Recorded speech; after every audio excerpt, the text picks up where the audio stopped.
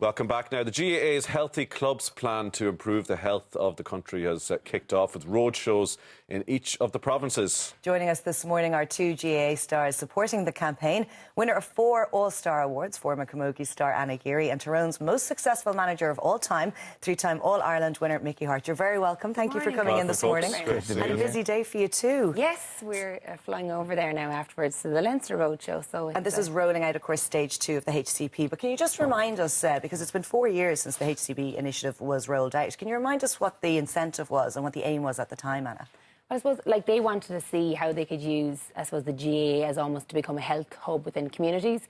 I think nowadays, health incorporates so much more than just the physical side of things. And I suppose it's not just about the mental and emotional health. It's also about the social skills that you learn from playing sport. I suppose a lot of GAA people would recognise that the involvement in GAA and sport has helped them throughout their lives, not just in the physical side of their health.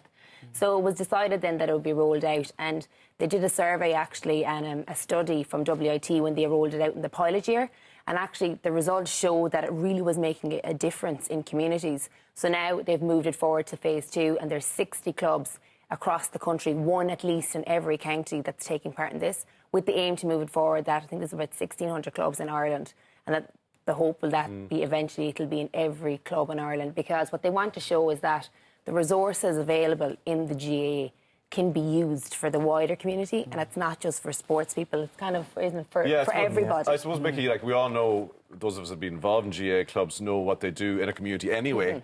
So is this about sort of reaching out into other areas, as Anna says, not just the sporting side, but mental health, general health and well-being, all those other aspects? Yeah, it is. It's an added value, if you like, of what the GAA club already is in the community. And I suppose it's given us a win-win situation, because there's people who be doing things already of their own volition. So it's actually connecting that. There's a structure to connect that now through Crow Park, where the GAA club can become the focal point of other activities going on. And I suppose it's bringing back to the sense of community that used to exist when you're too young to remember this, but I lived in the 50s and 60s. It was all about community. It was about cooperation.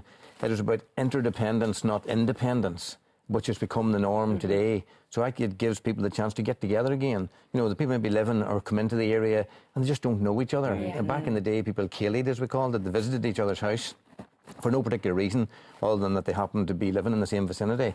Nowadays, to call somebody's house, you need an appointment or an excuse or some reason, you know. So they want to bring that back, that sense of connectedness, that sense of people being there for each other. I suppose the intergenerational thing as well. They want young people from primary school to be active and conscious of being physically active, and the people who are at my stage of life too, to continue to be active, because it's always good for all of us. And I suppose as an agent of positive change in this country, I mean, despite the success of the GAA and the growth in membership, etc., our health statistics as a nation are going in a bad direction. You know, obesity is on the rise, mental health issues are on the rise, you know, as you talk about. So, I mean, the power of the GAA to actually affect that in a big way, I guess this plan is trying to channel that. It is, and I think really sometimes people know that they might need to get healthier, they might know that they need to work on certain aspects of their health, but they don't know where to start. So this, I suppose, there's different types of initiatives, and really listening to the stories of some of the clubs that are currently involved and how they've, I suppose, transformed their communities. And like Mickey said, just brought everybody back together. It's brilliant things like walking clubs, they're doing cooking demos. You know, there's things like Operation Transformation, but it's Transfogmation. So one of the clubs did that and they adapted it themselves. All people, ages, sizes, fitness levels came together in the community hall once a week to interact. And I think that's what this is about. It's showing that you can be aware of your health and you can make simple steps to improve your health, but do it together, because it's kind of strength in numbers and it makes it fun. Because I think ultimately people forget that, you know, getting healthier can be fun. It doesn't have to have that negative connotation that's attached to it. You know, working out can be fun. You just have to, sometimes when you do it with people and you're doing it in a different way, something you mightn't have done before. Like even if it's a meeting up for a walking club every Sunday morning, it became one of the, I suppose, the routines of one of the communities that, you know, people went to mass and then they went for the walk. And it happened like 365 days of the year, including Christmas Day.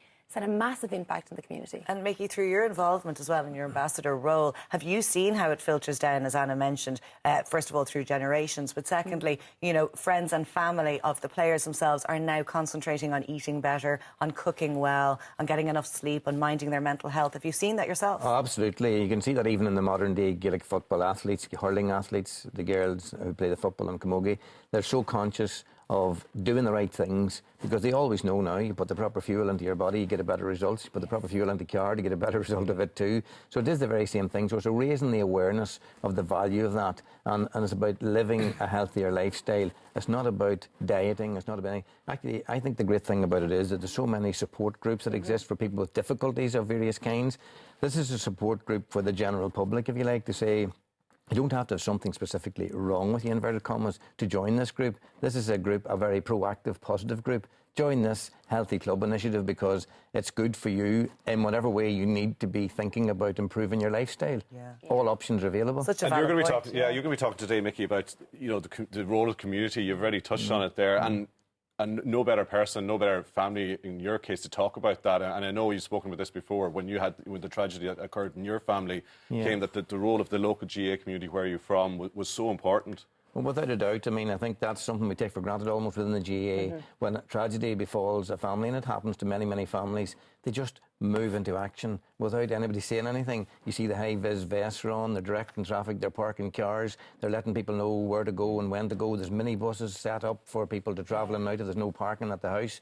They just move into action like that. So I think that's an extension of that, of bringing back that sense of community, that sense of, there's something bigger than any one of us, and we all need to buy into that. And that the group ethos, if you like, is that it's what can we give, not what's in this for me. And the GA gets something back as well, because they have people that are on the outside that might want to be a part of it coming in, so they might get new volunteers, they might get new players. I think, like, in a world now where we're told to, monitor how many steps we take with our Fitbits, and, need to be foam rolling, all these backballer sensations coming in now for all the teams, you're dual foam rolling, self-massage at home. Don't know what you're talking about, but it sounds good. This is the social side, and it's mental fitness, because it's physical fitness and mental fitness, and it's taking any negative connotations and any sort of, I suppose, extremism that might be there, and it's just telling people simple tips for your physical health, your emotional health, your mental side of things, and then how to help yourself with social aspects as well. Yeah, linking people, I suppose, personally as opposed to on the text. Don't have to head to the phone. Holistic. It's a holistic approach to it, I think. And I do want to ask you about women in sport in terms of, you are retired almost 2 years now. I know you're still playing camogie with your club, and I'm sure you enjoy that very much, and you still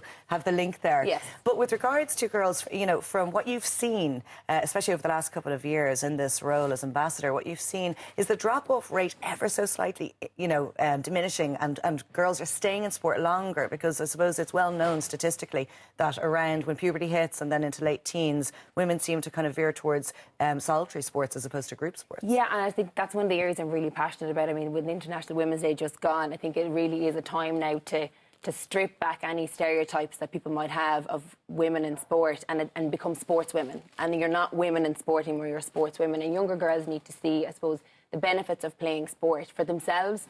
Like, I mean, I wouldn't be the person I am today without sport. It's taught me so much that I've used in work and in life in terms of my confidence and my skills.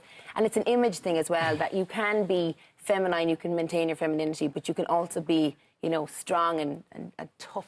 Of course, and on the pitch as well. Mickey, can't let you go. They're wrapping us out of time there, but I just want to get you. You've taken time out because you've a big game tomorrow. Tyrone are going well. You almost beat the Dubs a few weeks ago. How are you feeling about the season so far? It's going according to plan so far, isn't it? Yeah, so far so good, but it's all early days, and it certainly has to be one step at a time. You have to try and win as many games as you possible to get up to the top of the league, because if you're not pointing towards the top, then you're in a relegation fight. I'd rather be in the top end fighting up there, but to do that you've got to keep winning games, and every game is different and every game presents a different challenge. So sometimes people think you go out and you should win this game, go out some other day and you might not win that game. I think it's the same. Every day you go out, unless you perform to the top level, you're under pressure, and we need to be at the top of our game every day we go out. And tomorrow's no different. I feel like Cavan would be mad to beat us any day anyway. Listen, guys, it's great to meet you this morning. Best of luck with the HCP initiative. Thank you very much.